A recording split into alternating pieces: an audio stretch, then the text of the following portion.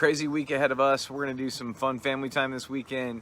Baseball opening today. Going to introduce the kids to one of my mini baseball movies that I love. And then just a few days, my mother-in-law gets here. Woohoo! But also tomorrow, you're going to have a surprise kind of special guest leader during prayer time. I'm going to be out. But just remember, we're walking through Esther, one chapter a day.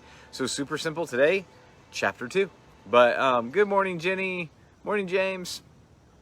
I got my crew out here with me on the deck. You can't see them, but Noah and Maddie are plunging through their books. Titus is over there kind of sulking a little bit, probably. Just honestly post-discipline.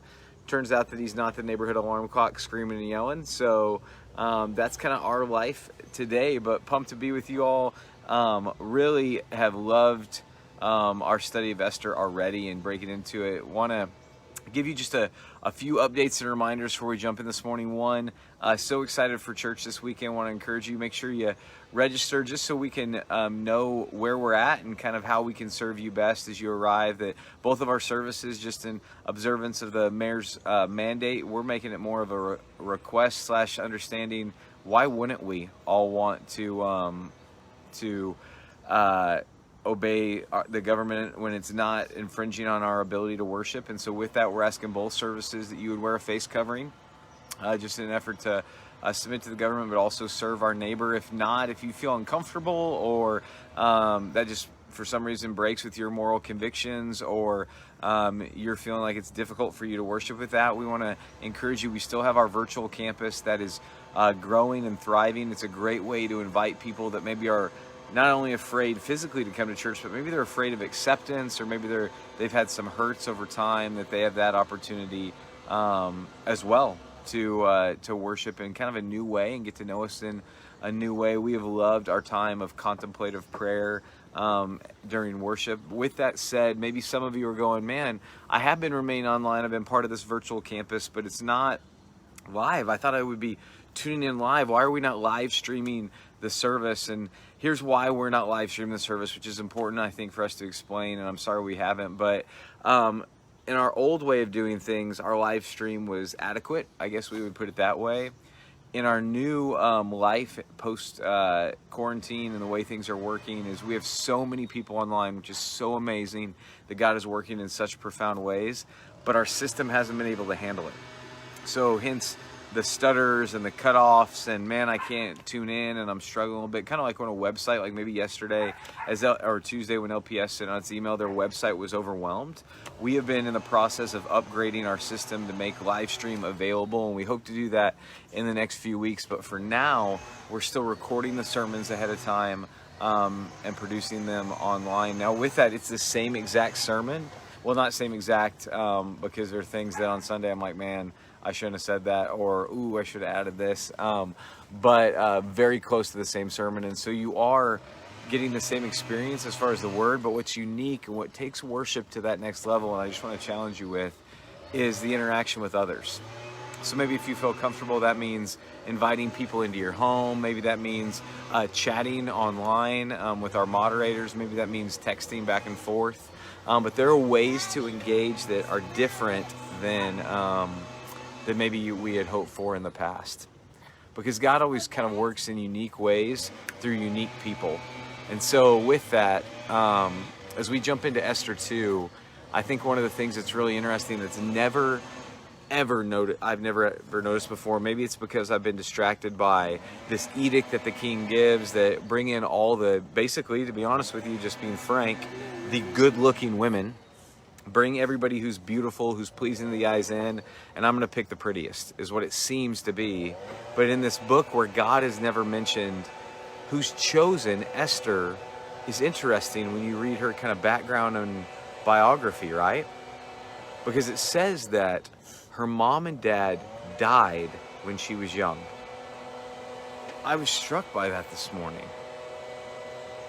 Man, she's experienced pain, disappointment, uncertainty, fear, like what's going on? What am I going to do? What's going to happen? And we want to put things in a historical context.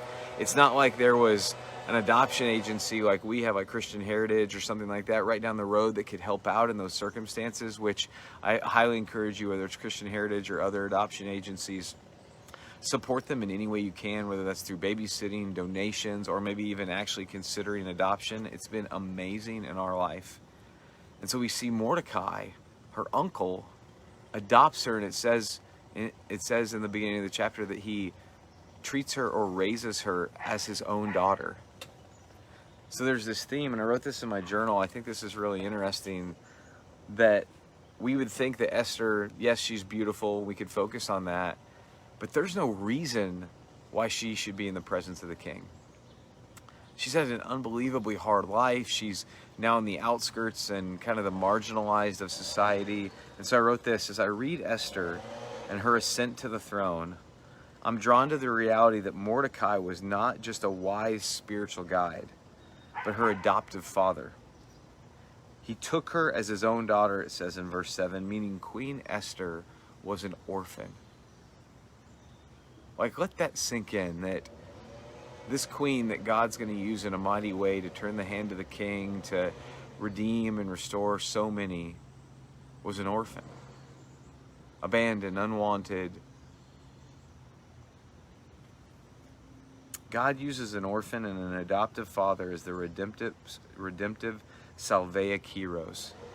Doesn't that sound familiar? This weekend we're going to read chapter 3 and chapter 4, and in it Mordecai is going to look at Esther and he's going to say, for such a time as this.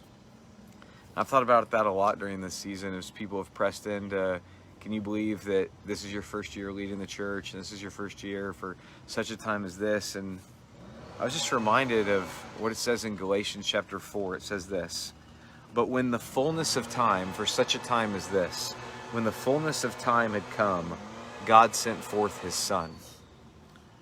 Like, even in the midst of our unknown and uncertainty, God is at work. God's doing something. He's orchestrating a plan that he says in Isaiah 55 that my thoughts are higher than your thoughts and my ways are higher than your ways. Like, there's this almost thought that if God did tell us, we wouldn't totally understand. So in the fullness of time, he sent forth his son to redeem, so that we might receive adoption as sons. And because you are sons, God has sent the Spirit of his Father into your hearts, crying, Abba, Father. Abba, Father. Daddy is the way that literally translates. And then it says this: so that you are no longer a slave, but a son. And if a son, then an heir through God. It's almost as if the story of Esther is the story of us. That as Mordecai prods and pricks and leads and guides and reminds Esther of who she is and of maybe that there's more to her than even she knows of, that it's God poking and prodding and adopting and loving and accepting and raising us as his own because we are his own, and not only making us his sons and daughters, but heirs, that Esther would become the queen. And so this morning, be reminded, you're not just a son and a daughter, you're a prince or a princess in the kingdom of God. That's how God esteems your life. I think we sell ourselves so short of that by settling for so much less.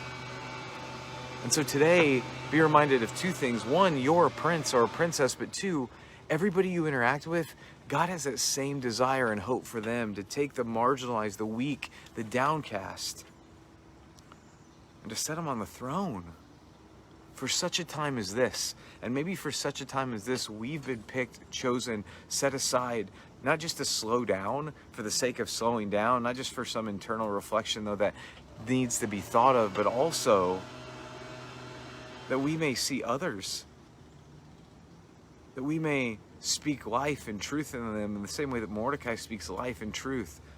To look at somebody and say, for such a time as this, Danny, Lori, Jen, Noah, Carolyn, Rob, Doug, for such a time as this have you been put here in this moment, at this time, in this place. God, help us to see and trust that your thoughts are higher than our thoughts, that your ways are higher than our ways, God, but that you are working, that you are moving, that though our vision may be blurry, you see clearly.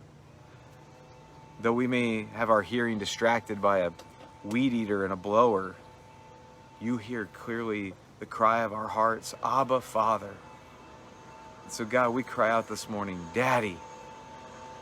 We want to know you, God. We want to see you, God, but also we want to see others. For such a time as this have you placed on us on earth. For such a time as this are you guiding and moving. For such a time as this are you making yourself clear and known. And so God, we trust you that the fullness of time has come. God, help us to be brave. Help us to be loving. Help us to be compassionate. Help us to admonish the idle. Help us to encourage the faint-hearted. Help us to help the weak and to encourage one another. Because God, we need one another. We need to be reminded that we're not just mere creatures wandering the earth, that we're not just men and women, that we're sons and daughters, prince and princesses in the kingdom that our daddy owns. So God, we love you. We give you all the praise, all the glory, and all the honor. And it's in your son's name I pray. Amen. Love you guys. Praying for you. Pray for me.